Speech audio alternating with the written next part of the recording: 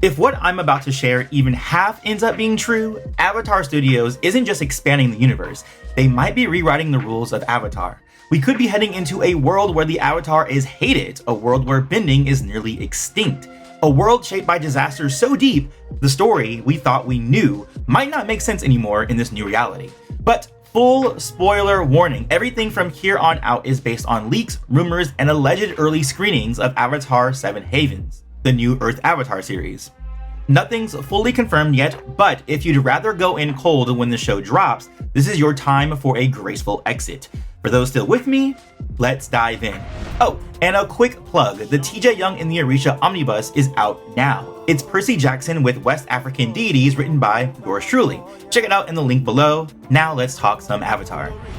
Let's get grounded before we wander into speculation. Here's what we know has been consistently reported across the recent leaks. The show is officially titled Avatar 7 Havens. It's rumored to run for 26 episodes, likely split into two 13-episode parts.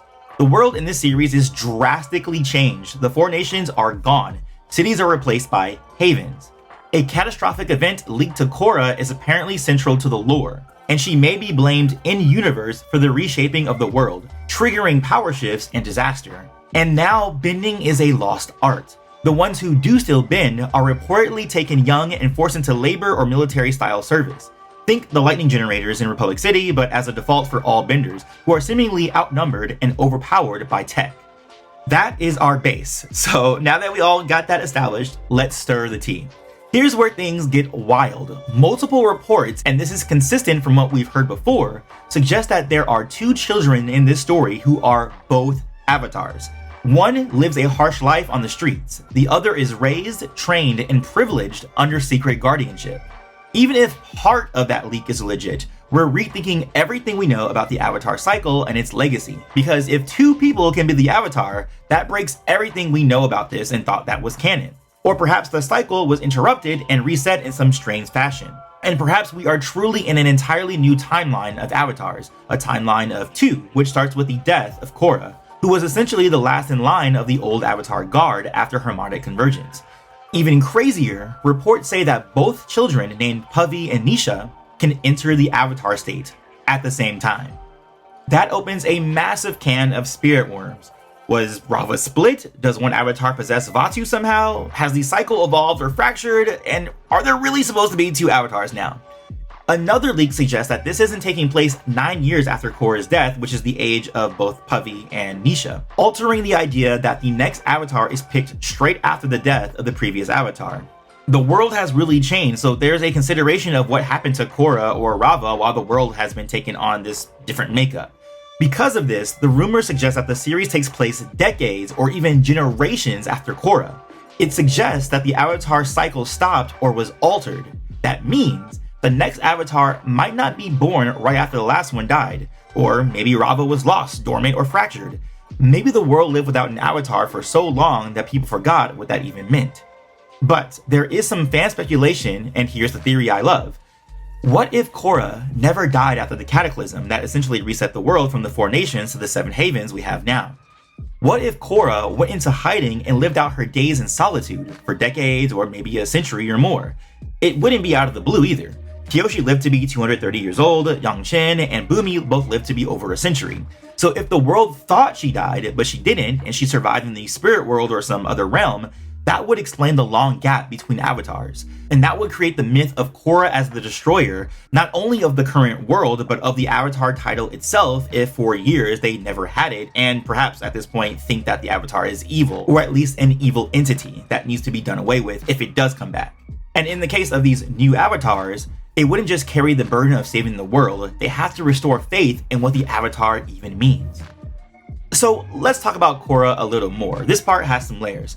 In the leaks, Kora is painted as the catalyst of the Cataclysm, humanity's destroyer.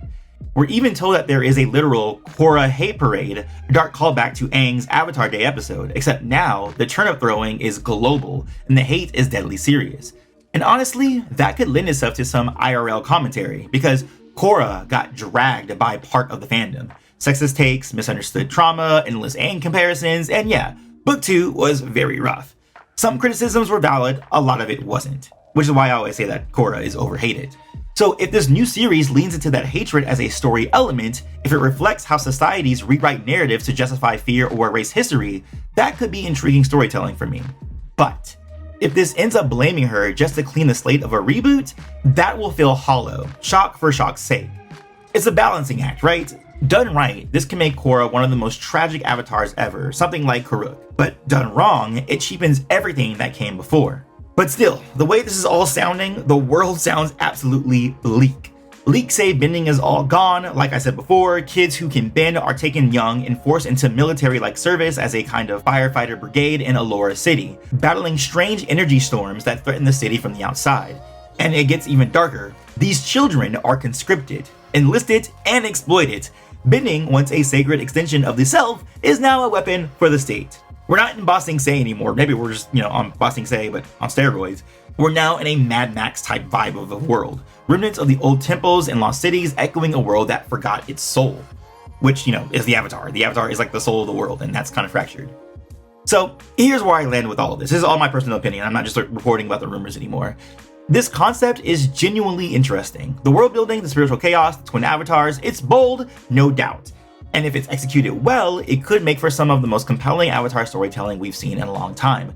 But here's my hesitation. I said this in my last video. Mike and Brian, the creators of the show, have this ongoing habit of remixing their own universe over and over again.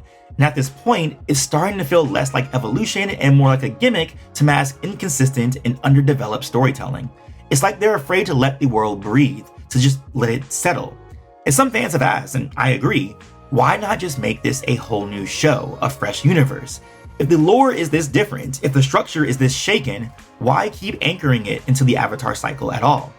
And that might be the real issue. The only place Mike and Brian have consistently succeeded at scale is inside the Avatar sandbox. Their attempts to branch out haven't really stuck. So instead, we keep getting these reboots, these resets, and reinventions of the same story, just with new coats of paint that, maybe the house didn't need new paint at all. I get it though, I really do, especially as, being a fellow creative, but I'm also really nervous because when you keep rearranging the pieces instead of building something entirely new, something that is non-Avatar, you risk losing what made it work in the first place. And I think that's, a sentiment that I hear from the fandom that I agree with, is that it just doesn't feel like Avatar anymore. So that's where I'm at. I'm cautious, I am curious though, and I'm watching very closely. But now I want to hear from you. What do you think about this new world where the Avatar is despised? How do you feel about, Kora the villain in universe? And how do you think about these twin avatars in this theory? It's been around for a while, this twin avatar theory, but now we actually are seeing it from these early screenings.